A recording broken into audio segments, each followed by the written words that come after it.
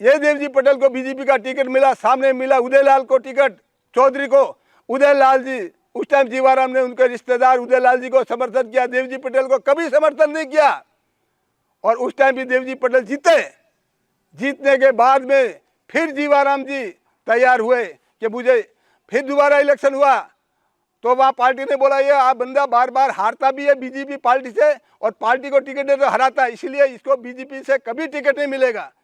उनके बाद एमपी के ऊपर प्रेशर आया कि आपकी विधानसभा सांसद, जैसे एमपी के जालूसिरे में 8 विधानसभा है, वो बोला ये विधानसभा सांसद आपको देखना, आप यहाँ 30, 50, 80 हज़ार वोटों से जीते, इसलिए आप उम्मीदवार लाओ। फिर देवजी पटेल ने उम्मीदवार दानाराम को लाए, दानाराम को टिकट दिलाया और टिकट देने के बाद में जीवाराम जी के घर पे गया दानाराम सुबह, तो वहाँ 400-500 कार्यकर्ता बैठे थे। ये सोगाराम जो वकील है वो भी साथ में था। वो देवजी पर ये जो दानाराम है ना, इनको वो मारने को दौड़े। जीवाराम सामने बैठे बैठे देख रहा है, एक कमरे में बंद किया गया कि मार देंगे, इसीलिए कमरे में बाद में धीरे शांत हुआ, समझो उसको कार्यकर्ताओं को किया ठीक। पर जीवाराम मुंह से एक बोला नहीं कि तुम ये क्यों अपमान कर रहे हो, ये अपना भाई है, ये बीजेपी का टिकट लेके आया तो क्या हुआ, है तो दानाराम अपना भाई। उसने जीवाराम खुद उनको मरवा रहा था और आज जीवाराम बोलता है जीवाराम मेरा खुद दानाराम भाई है, मेरा छोटा भाई है, उसको गोद में उठा के तेड़ तेड़ के घूम रहे।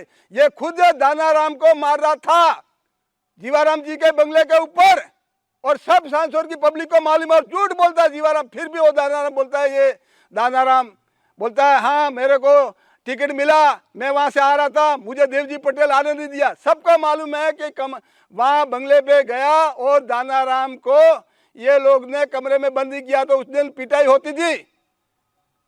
7 दिन के बाद एमपी साहब गए, एमपी साहब की बेइज्जती किया। ये लोग बोलते हैं कि हमारे पास कोई आया नहीं इसलिए हम निर्दलीय खड़े हो। फिर ये जीवाराम निर्दलीय खड़ा हुआ और दानाराम को हराने की कोशिश किया, हराया, हराने की कोशिश नहीं, हराया।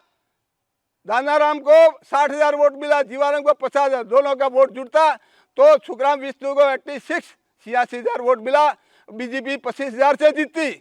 पर ये जीवाराम ने जीतने दिया। और अभी भी दोनों वहां यहाँ बोलते हैं हम दोनों एक है, ऊपर जाके बोलते हैं हमको टिकट, जीवाराम बोलता मुझे टिकट नहीं देगा दानाराम को मत देना, ये इसको टिकट देगा तो मैं निर्दलीय खड़ा हूँगा।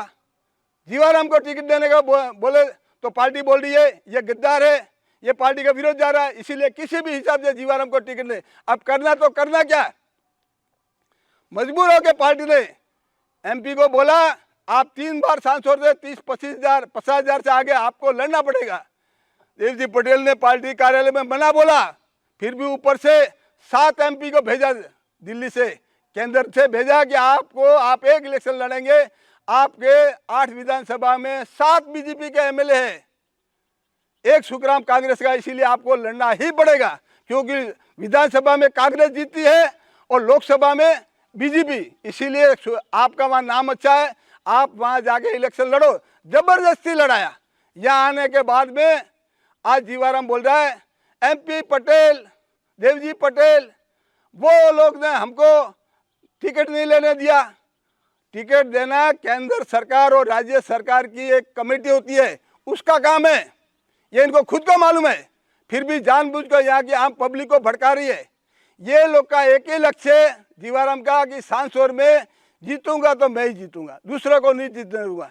अरे भाई वो दिल्ली गेट के अंदर जीवाराम जी हारे, जब एक पुरोहित था केवड़ाराम, वो दिल्ली गेट में खड़ा हुआ, एमएलए के अंदर 6,000 वोट लिया, जीवाराम 3,000 से हार गए, तो दोबारा बीजेपी के टिकट से केवड़ाराम खड़ा हुआ और डमी फॉर्म दूसरे को नाथाराम को भरवाया, चौधरी को जीवाराम ने। और केवड़ाराम बीजेपी के डेलीगेट के टिकट वाले को जीवाराम ने खुद ने हरवाया, पार्टी के बड़े डेलीगेट जिला वाले को। उसके बाद में अब प्रधानों का वोट थे, अमराराम प्रधान का दावेदार था ये पालड़ी से डेलीगेट में, तो उनके सामने एक दूसरा चौधरी को खड़ा किया, ये जीवाराम और वो जो हर्षन जी, दोनों की भूमिका कि ये जो आज चौधरियों का वोट साइड में हो जाएंगे तो अमराराम प्रधान में हार जाएगा। और हुआ भी वही, वो निर्दलीय डेलीगेट जीत गए चौधरी और अमराराम हार गए, और उसके अंदर वो जो था हर्षन जी वो प्रधान बन गया।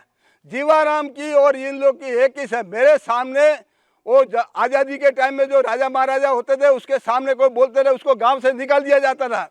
यही रणनीति आज उनकी है कि मेरे सामने कोई इलेक्शन लड़ेगा मैं उसको हराऊंगा और पार्टी का टिकट मिलेगा तो वोट इनको पब्लिक नहीं देती है, इनकी गलती है, इनको टिकट नहीं मिलता, इनकी कमजोरी है। वो जहाँ के पहले मिलाप जी के टाइम में ओम प्रकाश माथुर वहाँ बड़े आदमी थे, उनसे झगड़ा कर दिया, दोबारा वसुंधरा से जाके झगड़ा कर दिया। देवजी पटेल आज लोकसभा के अंदर आपको मालूम है लोकसभा का एमपी आता है तो वहाँ का विधायक हाजिर रहता है।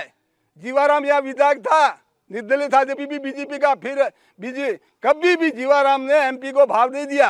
बोलता वो लोकसभा, आप समझो जालोर का कलेक्टर आएगा तो सांसौर का एसडीएम सामने खड़ा नहीं रहेगा क्या? जालोर का एसपी आएगा तो क्या सांसौर का जो सीआई खड़ा नहीं रहेगा, नमस्कार नहीं करेगा? ये इनकी रणनीति, इनका अहंकार। और आज भी जीवाराम जीते या नहीं पर उनका कहना एक ही है कि बीजेपी पार्टी हारनी चाहिए, चौधरी समाज का नेता हारना चाहिए। जीवाराम को हाथ जोड़ के बोले देवजी पटेल के 4 रास्ते माफी मांगता हूं और ये 3 तारीख की गिनती होगी और 4 तारीख ये भारत का संविधान है। 2 लोकसभा या 2 विधायक होते तो एक इस्तीफा देना पड़ता है। यदि मैं यहाँ से सांसद से जीत गया तो मैं लोकसभा में हूँ, मुझे एक इस्तीफा देना पड़ेगा।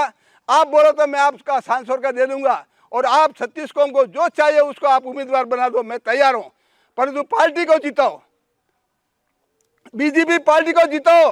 देवजी पटेल सबके बीच में बोले मैं छोरा पे आके जाना रहा हूँ, जीवाराम से माफी मांगता हूँ 36 कौम से। उनका एक ही नारा है, नहीं हम बीजेपी को हराएंगे।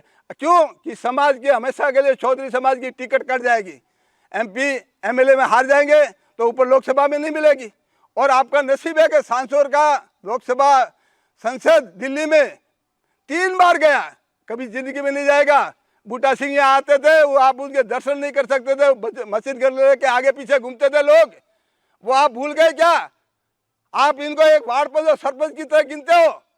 ये लोकसभा का है ना, एमपी है, एमपी आप जैसे गांव का सरपंच है वो ऐसे घूमते और इस आदमी का एक तरफ बोलते कि हमारी गवर्नमेंट सुनती नहीं है, गुंडागर्दी सुनेगी कहाँ से? जब आप कैसे आप निर्दलीय होंगे आपके कौन सुनेगा? जब वो उसका पोस्ट पे है तो नहीं सुनते तो कौन सुनेगा? ये सरासर झूठ। इनका एक ही लक्ष्य है कि बीजेपी पार्टी को हराओ और देवजी चौधरी समाज को हराओ और जिंदगी में चौधरी का यदि सांसौर के अंदर राजा बन के रहूंगा तो मैं ही रहूंगा, नहीं तो सामने वाला मेरे सिवा कोई नहीं रहेगा। यही जीवाराम जी का नारा है। और आज दानाराम, ये दानाराम को पहले लोग कहते थे दाना जी और ये देवजी पटेल ने टिकट दिया दानाराम जी हुआ और आज दानाराम बोलते मेरा टिकट कटवा दिया। अरे भाई तो जीवाराम पहले जीत सामने तुम जीत गया होता ना, जीवाराम खड़ा नहीं होता तो तेरे को टिकट काटता कौन था? जीता हुआ विधायक का टिकट कौन काटता है? अब तुम बहाना तो 1 महीने पहले का तुम्हारा लोचा है, देवजी पटेल का टिकट काटा है, पर तुम 5 साल पहले जो जीवाराम खड़ा हुआ उसको तुम गले लगा के कैसे घूमता है? तुम्हारा हराया कौन? जीवाराम एमएलए ने, चौधरी ने, उसको तो गले लगा के घूमता है। ये सब काम किया और आज भी जीवाराम तो जीतेगा नहीं, जीत गया तो दानाराम को नजदीक नहीं आने देगा। सब सांसद की पब्लिक को मालूम है। फिर भी दानाराम आज ये इनको मालूम नहीं, मोती जी इलेक्शन लड़े, ये देवजी पटेल का पिताजी एमआर पटेल ने 20 लाख रुपया चंदा दिया था और ये जीवाराम चौधरी के पास पटेल और अखाराम चौधरी गए चंदा लेने को, 2000 रुपया देंगे, 2000 देगा जीवाराम और चंदा कौन देगा? जीवाराम ने चंदा 1 रुपया नहीं दिया। ये मोती जी को 20 लाख रुपया दिया। आज वो मोती जी खुद जीवाराम के साथ में, मोती जी हराने वाला जीवाराम, और आज उनके साथ में चलते हैं। ये जो है ना, ये कलयुग है, कलयुग में सच्चाई की कुछ सुनवाई नहीं होती है, झूठ चलता है। जितना झूठ बोलो, जोर से बोलो, बार बार बोलो और वो ही झूठ सत्य हो जाता है। ये आज सांसद की हालत है। ये जीवाराम चौधरी झूठ बोलता है, 100% झूठ बोलता है और वही आप आम पब्लिक को सबका मालूम है। जब तुम्हारी वसुंधरा मुख्यमंत्री थी उस टाइम तुम्हारा काम नहीं हुआ, तुम हार गया, अब कैसे होगा काम?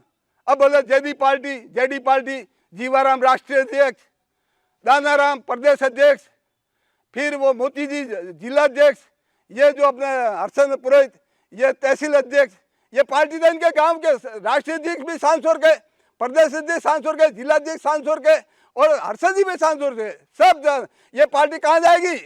किसके पास से ऊपर प्रेशर लाएगी? कौन सा इनके पास में राज्य मंत्री है? कौन कमिश्नर के पास जाएगा? कौन वहां जाके प्रेशर लाएगा? यहाँ के तो लोग सुनते नहीं है सरकारी अधिकारी, तो आप कहाँ से प्रेशर लाएंगे? फिर भी लोगों को घुम रहे, हम जीतेंगे, हम जीतेंगे। आपका काम क्या करेंगे? ये कुछ भी नहीं कर सकते।